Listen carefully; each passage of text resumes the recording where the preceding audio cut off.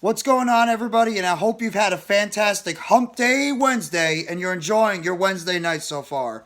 This is MYG Jeffy T85 here, and I'm bringing you the BKN Game Recap for tonight's game with the Brooklyn Nets as they took on the Houston Rockets in the first of a 4-game homestand.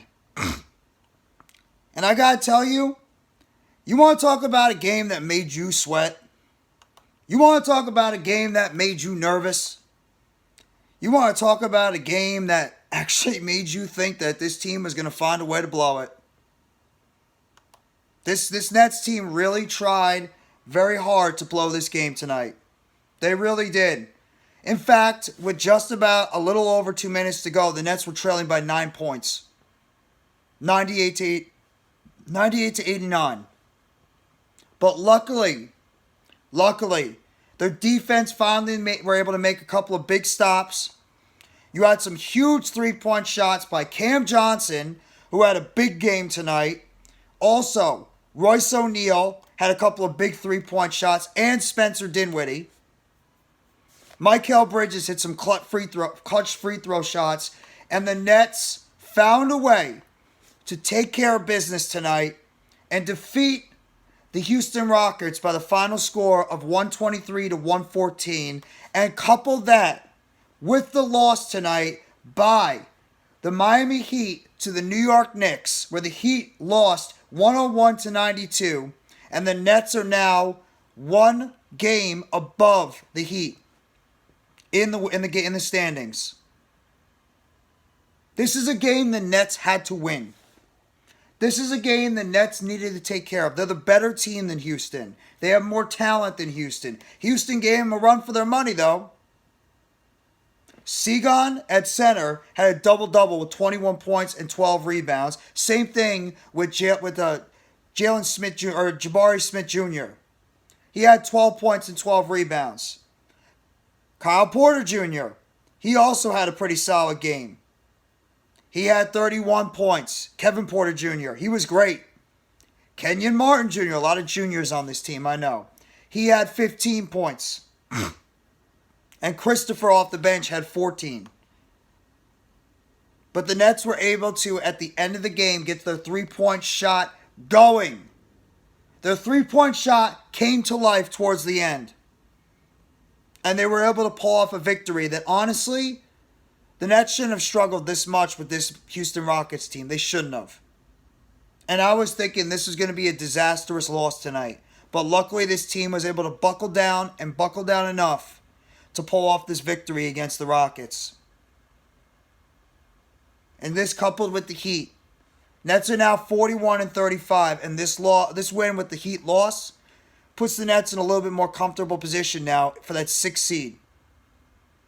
Because we have 6 games to go in the NBA regular season. And the Nets have a date on Friday night at home with the Atlanta Hawks. One of the teams that are chasing them right now. Nets have to go out there and continue to handle business. Tonight, this was Cam Johnson's night. Cam Johnson had a terrific night shooting. And he actually did very well in terms of other intangibles. 31 points in 36 minutes on 11 of 18 shooting and 5 of 9 from the three-point line with 5 assists and 7 rebounds. Cam Johnson is the key to this Nets team's success. If he could shoot like he does tonight, the Nets are going to be not as easy to take out of the playoffs. This is his best game he's had shooting, even better than the game against the Heat. Mikal Bridges had a solid game too. Didn't shoot the ball incredibly great. 8 for 17, but he was 4 for 6 from the three-point line. For 40 minutes, he had 27 points, 6 assists, and 7 rebounds. But he also had 3 turnovers. Nicolas Claxton had 3 block shots, 18 points, 10 rebounds, 8 of 10 from the field, 39 points. And Dinwiddie also had a double-double. 20 points, including a huge three-point shot at the end, 11 assists, 1 steal. He had only 1 turnover, 8 of 11 from the court, and 3 of 4 from the line. The big 4 of the Nets, if you want to call them that. The Nets' 4 best players all stepped up when they needed them to. And Royce O'Neal, who was struggling with his shot for most of the game, was able to hit 2 monster three-point shots towards the end to put this Nets team in position to grab the lead and secure this victory. Claxton's big defense at the end, Dinwiddie with a clutch three, O'Neal with a couple of clutch threes, Johnson with a clutch three and three-point shots overall, and Bridges closes it out with 4 key free throws.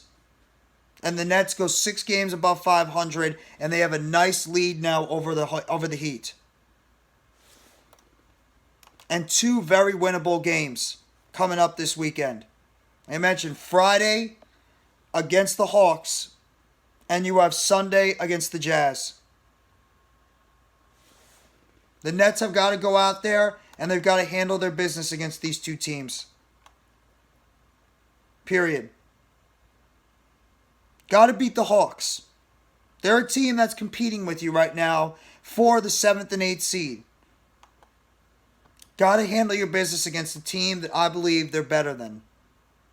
I do. I believe they're better than that team. But this was I'm not calling this a great win because it wasn't. Because really, like I mentioned, the Rockets have some decent young talent on this roster, but the Nets should have not struggled this much with this Rockets team. They really should not have. And the fact that it was this close obviously concerns me. The Rockets out-rebounded them by 11, so right back there again, the Nets got absolutely out. And Day'Ron Sharpe played 7 minutes. What are we doing here? Sharpe was getting good, consistent minutes, and then he just got benched. The guys that played the most minutes were Seth Curry and Royce O'Neal off the bench.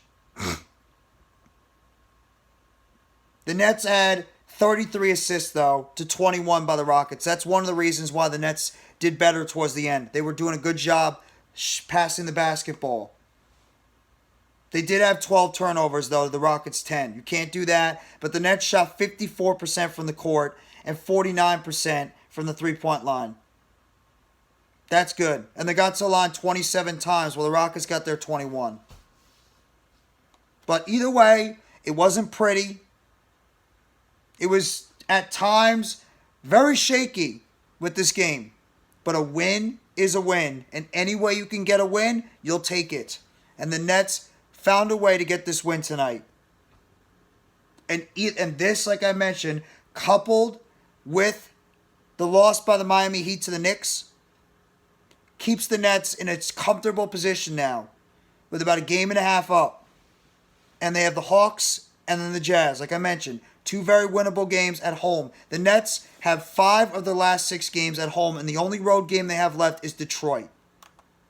The Nets have got to go out there and handle their business against a basketball team that they are better than.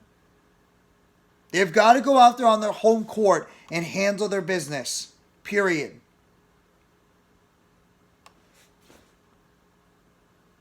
The most difficult game on this schedule, honestly, by far, is the last game of the season against the Sixers. And hopefully it doesn't come down to that. Because also remember, if the Nets beat the Hawks, I believe they have the advantage over Atlanta.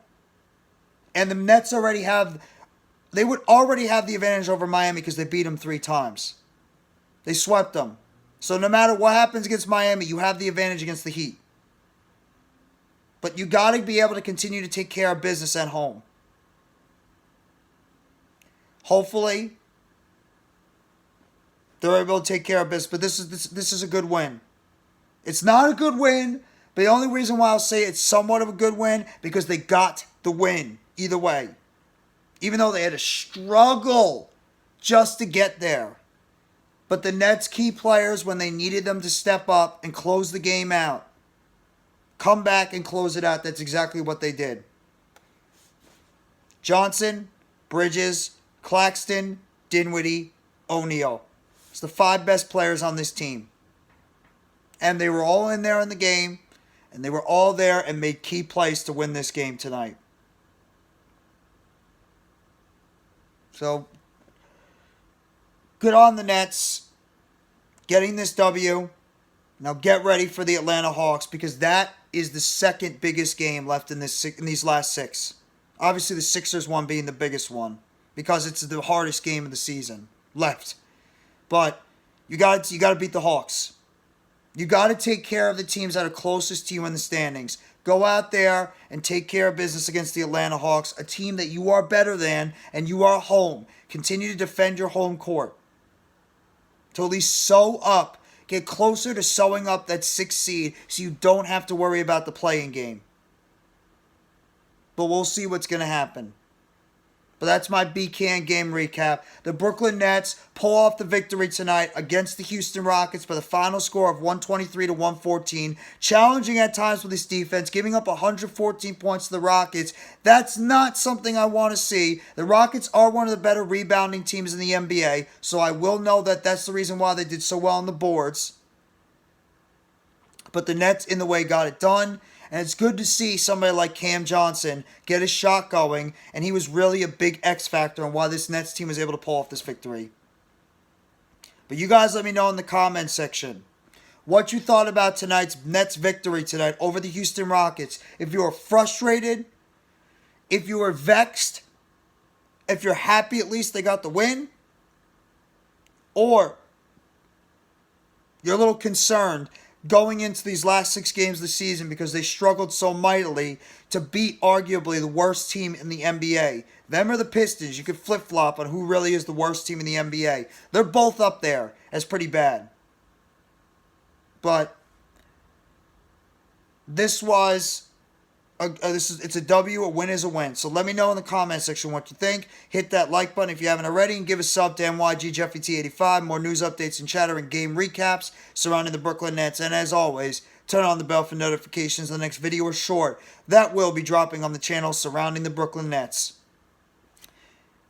Thank you very much, everybody. I hope you've all had a fantastic Hump Day Wednesday. I hope you all have a great rest of your Hump Day Wednesday night. Take it easy and let's go Brooklyn Nets. As always, it's a Nets world, and we are all just living in it.